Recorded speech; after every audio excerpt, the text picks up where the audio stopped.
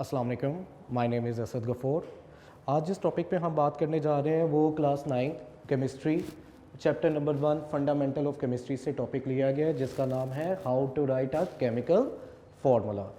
इस टॉपिक को पढ़ने के बाद समझने के बाद आप लोग इस काबिल हो सकेंगे कि आप केमिकल फार्मूला के कॉन्सेप्ट को समझ सकेंगे, केमिकल फार्मूला की डेफिनेशन क्या है और importance of chemical formula, daily life में केमिकल फार्मूला के क्या इस्तेमाल आते हैं हमारे।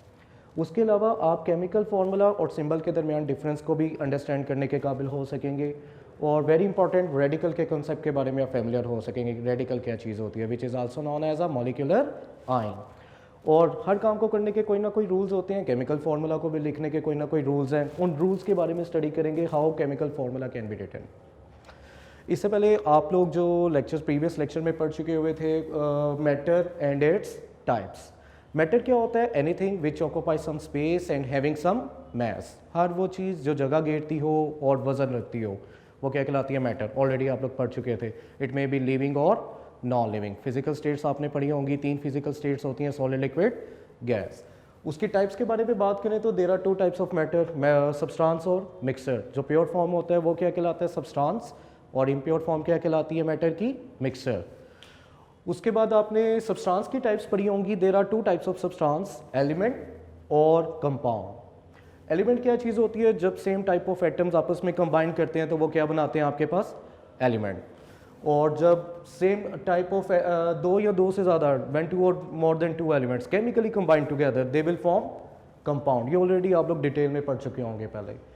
इसी तरह से एलिमेंट को रिप्रेजेंट करने के लिए हम लोग क्या चीज़ यूज़ करते हैं? हम यूज़ करते हैं उसका सिंबल। सिंबल क्या होता है? ऑलरेडी आप लोग प्रीवियस लेक्चर में पढ़ चुके हैं कि सिंबल क्या होता है। It is the abbreviation for the name of element. Element के नेम की शॉर्ट फॉर्म जो है वो क्या कहलाता है? उसका सिंबल। और it may be contain on 1 letter, consist on 1 letter और 2 लेटर। ये 1 लेटर पर भी मुश्तमिल हो सकता है, 2 लेटर्स पर भी मुश्तमिल हो सकता है। 1 लेटर पे कंसिस्ट करेगा तो कैपिटल अल्फ़ाबेट में लिखोगे, और अगर 2 लेटर्स पर कंसिस्ट करेगा तो फर्स्ट को कैपिटल और सेकंड को स्मॉल से आप कर देंगे। अब आते हैं इसके टॉपिक की तरफ जो कि हमारा है how to write a chemical formula. इसकी अगर हिस्ट्री देखें आप लोग तो ये जो केमिकल फार्मूला है, कंपाउंड्स को जिस तरह एलिमेंट को रिप्रेजेंट किया जाता है उसके सिंबल से, इसी तरह कंपाउंड को रिप्रेजेंट करते हैं हम उसके केमिकल फार्मूला से। और ये केमिकल फार्मूला से रिप्रेजेंट करने का जो कॉन्सेप्ट है ये 200 ईयर्स अगो, आज से 200 साल पहले स्वीडिश केमिस्ट था जैकोब बेrzelius, उसने पेश किया था ये कॉन्सेप्ट केमिकल फार्मूला का। सबसे पहले इसमें बेटा आपको पता होना चाहिए केमिकल फार्मूला की डेफिनेशन क्या है। तो केमिकल फार्मूला क्या होता है? Basically chemical formula is a symbolic representation. आप सिंबल से रिप्रेजेंट करते हो। किसको रिप्रेजेंट करते हो? सिंबल को। एलिमेंट से।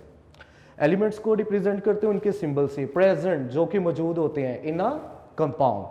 कंपाउंड में मौजूद एलिमेंट्स को उनके सिंबल से रिप्रेजेंट करने का नाम है आपके पास क्या? Chemical formula.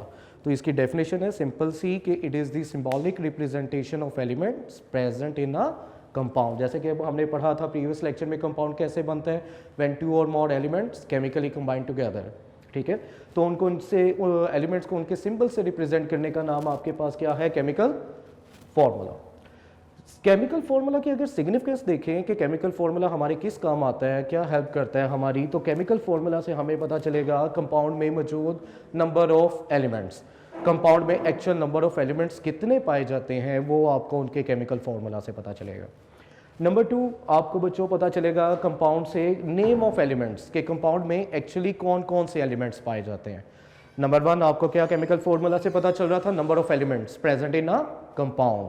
एंड नंबर 2 आपको क्या पता चल रहा था? Name of elements present in a compound. इसके अलावा केमिकल फार्मूला हमारे किस काम आता है? केमिकल फार्मूला काम आता है हमारी केमिकल इक्वेशंस लिखने के। तो ये इसकी कुछ सिग्निफिकेंस थी हमारे पास। अब अगर इसके रूल्स की तरफ आएँ कि केमिकल फार्मूला को लिखने के क्या रूल्स हैं, जिस तरह आप लोग उर्दू इंग्लिश में यानी कि एप्लीकेशंस लिखते हैं, दरख्वास्त लिखते हैं, लेटर्स लिखते हैं, ख़त लिखते हैं, उनको लिखने के कोई ना कोई पैटर्न्स हैं, कोई ना कोई रूल्स हैं, तरीक़ाकार हैं। इसी तरह केमिकल फार्मूला को भी लिखने के कुछ रूल्स हैं बेटा हमारे पास। पहला रूल क्या है? Symbols of elements are written side by side. Compound में मौजूद एलिमेंट्स के सिंबल्स को आप लोग कैसे लिखेंगे? Side by side. Side by side का क्या मतलब होता है? साइड बाय साइड का मतलब होता है साथ साथ। उनमें स्पेस नहीं रखनी। कंपाउंड में मौजूद एलिमेंट्स के सिंबल्स को आपने साइड बाय साइड लिखना है, there is no space between their symbols. और कैसे लिखना है? Positive come first and then negative, कि पॉजिटिव वाला पहले आए और देन नेगेटिव। अगर आप केमिस्ट्री को डीपली स्टडी करेंगे तो इसके मोस्टली रूल्स आपको वही मिलेंगे जो इस्लाम के रूल्स हैं। जो इस्लाम यानी कि हमें अहकाम देता है, केमिस्ट्री के भी बहुत सारे रूल्स वैसे ही हैं आपके पास। जिस तरह एक कॉन्सेप्ट है मुसलमान होने के नाते हम लोगों का कि एट द एंड यानी कि हमें क्या मिलनी है? जन्नत। जन्नत में ही जाएंगे हम लोग। जो अच्छे लोग होंगे वो पहले चले जाएंगे और जो बुरे लोग होंगे पहले उनको उनके गुनाहों की सज़ा मिलेगी, उसके बाद उनको जन्नत में दाखिल कर दिया जाएगा। मतलब positive come first and then negative. तो वही कॉन्सेप्ट इधर भी है कि आपने कंपाउंड का केमिकल फॉर्मूला लिखते हुए सबसे पहले कौन सा एलिमेंट लिखना है? पॉजिटिव। फिर कौन सा लिखना है? नेगेटिव। तो ये फर्स्ट रूल है कि कंपाउंड में मौजूद एलिमेंट्स के सिंबल्स को आप लोग कैसे लिखेंगे? साइड बाय साइड, मतलब उनके दरमियान कोई स्पेस ना हो। स्पेस हुई तो गलत हो जाएगा। और किस तरह से लिखना है कि पॉजिटिव को पहले लिखना है एंड देन नेगेटिव। ये था फर्स्ट रूल। होप सो इसको अच्छे तरीके से आप लोग समझ गए होंगे। सेकंड रूल क्या है आपका कि एलिमेंट की जो वैलेंसी होगी वो कहाँ पे लिखनी है? उसके आपने सिंबल के टॉप राइट कॉर्नर पर, एलिमेंट की वैलेंसी को सिंबल के टॉप राइट कॉर्नर पर लिखा जाता है। वैलेंसी जो कि आप प्रीवियस लेक्चर में पढ़ चुके होंगे, वैलेंसी क्या होती है? Basically combining capacity of one element with the other element. एक एलिमेंट की दूसरे एलिमेंट के साथ मिलने की जो सलाहियत है वो क्या कहलाती है आपके पास? वैलेंसी। तो ये थोड़ा सा ख्याल रखिएगा, वैलेंसी जब भी लिखी जाती है वो एलिमेंट के कहाँ पे लिखी जाती है? सिंबल के टॉप राइट कॉर्नर पर। फॉर एग्जांपल सोडियम, उसकी वैलेंसी क्या है? 1+, उसके टॉप राइट कॉर्नर पर लिखी गई। ऑक्सीजन, उसकी वैलेंसी क्या है? 2-, उसके टॉप राइट कॉर्नर पर लिखी गई है। कैल्शियम, उसकी वैलेंसी क्या है? 2+, तो वो उसके टॉप राइट कॉर्नर पर आ गई। क्लोरीन, क्लोराइड आइन है, उसकी वैलेंसी कहाँ पे लिखी गई? उसके टॉप राइट कॉर्नर पर, जो कि क्या है? 1-। तो ये आपके पास दूसरा रूल था। दूसरा रूल क्या कहता है कि कंपाउंड में मौजूद एलिमेंट की जो वैलेंसी होगी वो उसके सिंबल के कहाँ पे लिखी जाएगी? टॉप राइट कॉर्नर पर। तीसरे रूल की तरफ बढ़े तो तीसरा रूल है cross exchange method. Cross exchange method क्या कहता है? एक एलिमेंट की वैलेंसी जो कि कहाँ पे लिखी गई है? उसके टॉप राइट कॉर्नर पर, उसको कंपाउंड में मौजूद दूसरे एलिमेंट के लोअर राइट कॉर्नर पर ले आओ। एक एलिमेंट की वैलेंसी जो कि टॉप राइट कॉर्नर पर लिखी हुई है उसको आप दूसरे एलिमेंट के लोअर राइट कॉर्नर पर ले आए, और दूसरे एलिमेंट की वैलेंसी जो उसके टॉप राइट कॉर्नर पर लिखी गई हुई है उसको आप पहले एलिमेंट के लोअर राइट कॉर्नर पर ले आए। This method is known as cross exchange method. Cross exchange method क्या होता है कि the valency of an element is brought to lower right corner of the symbol of other element by cross exchange method. कि cross exchange method को use करते हुए आपने element की वैलेंसी को क्या कर देना है? एक्सचेंज कर देना है। एक एलिमेंट की वैलेंसी को दूसरे एलिमेंट के लोअर राइट कॉर्नर पर और दूसरे एलिमेंट की वैलेंसी को पहले एलिमेंट के लोअर राइट कॉर्नर पर शिफ्ट कर देना है। ये थे 3 रूल्स इसके। तीसरा रूल, आज इसका जो फोर्थ रूल है, अगर कंपाउंड में मौजूद एलिमेंट की जो वैलेंसीज हैं बेटा वो सेम होंगी, अगर कंपाउंड में मौजूद एलिमेंट की वैलेंसी क्या होंगी? सेम। जैसे Na1+ और क्लोराइड 1-, इन दोनों की वैलेंसी सेम है 1-1, तो वो ऑफसेट हो जाएंगी। ऑफसेट मतलब not written in the chemical formula. आप उनको केमिकल फॉर्मूला में नहीं लिखेंगे। कब नहीं लिखोगे केमिकल फॉर्मूला में वैलेंसीज? जब कंपाउंड में मौजूद एलिमेंट्स की जो वैलेंसीज हैं वो सेम होंगी। कंपाउंड में मौजूद एलिमेंट्स की वैलेंसीज क्या होंगी? सेम, जैसा कि इधर है। और इधर कैल्शियम 2+, ऑक्सीजन 2-, इनकी वैलेंसी सेम है, तो not written in the chemical formula, तो इनके केमिकल फॉर्मूला में नहीं लिखी जाएंगी। केमिकल फॉर्मूला में ना लिखे जाने का मकसद क्या है कि सिंबल आप केटाइन को पहले लिख दें, एनाइन को बाद में लिख दें, उनके नीचे कोई नंबर नहीं आएगा। ये आपके पास इसका केमिकल फॉर्मूला आ जाएगा सोडियम क्लोराइड। और ये कैल्शियम और ऑक्सीजन का जो केमिकल फॉर्मूला बनेगा वो होगा कैल्शियम ऑक्साइड। इनके नीचे कोई नंबर नहीं लिखेंगे आप। कब? जब इनमें मौजूद एलिमेंट की वैलेंसीज क्या होंगी? सेम। और अगर कंपाउंड में मौजूद एलिमेंट की जो वैलेंसीज हैं वो डिफरेंट हों, मुख्तलिफ हों, तब वो केमिकल फॉर्मूला में लिखी जाएंगी। कौन से मेथड के according? Bye cross exchange method. Cross exchange method के अकॉर्डिंग।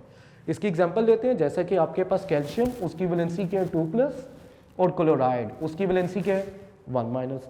तो आप दोनों की वैलेंसी, इन दोनों की वैलेंसीज के डिफरेंट हैं, तो ये केमिकल फॉर्मूला में लिखी जाएंगी बाय क्रॉस एक्सचेंज मेथड।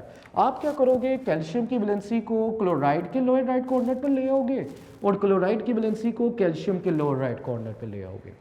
तो ये 1 माइनस था क्लोराइड पर, कैल्शियम के नीचे 1 अंडरस्टूड होता है, लिखने की जरूरत नहीं पड़ती हमें।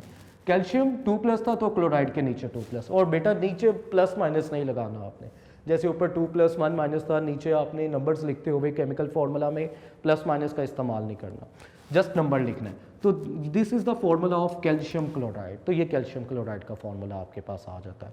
तो ये फोर्थ रूल था जो कि हमें ये बताता है कि अगर कंपाउंड में मौजूद एलिमेंट की जो वैलेंसीज हैं वो सेम होंगी देन दे आर ऑफसेट, वो ख़त्म हो जाएंगी, not written in the chemical formula. आप उनको केमिकल फार्मूला में नहीं लिखोगे। नीचे आपने ये 2 एग्जांपल साथ दे दे, सोडियम क्लोराइड और कैल्शियम ऑक्साइड, जिसको क्विक लाइम भी आप कहते हैं।